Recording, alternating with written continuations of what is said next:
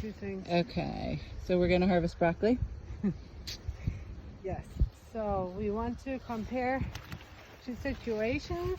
Okay. This broccoli here, that's ready for harvest. Yes. And I will show you this one here. It's not. It's not ready for harvest. Now, the important thing with broccoli is to understand that each one of these teeny little round balls that is on there is the bud of a flower. Okay. And as they will start to sort of swell Okay. until the point that we see here, where we see actually pretty well defined, like 2 millimeter big little round buds. Yep. If we let this go any further than this, It gets that they yellow will flowers, start, right? Yeah. exactly, they will Okay. start to actually shoot out Okay. and then develop flowers, Okay. yellow flowers or white ones.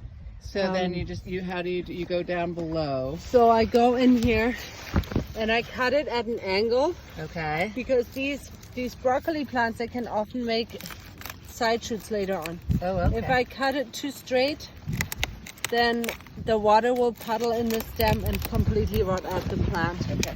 This way it has a chance to run off. And maybe And make then- another flowerette. Okay. Exactly. And then I can just take the excess leaves off and have a beautiful head of broccoli. Great. Thank you.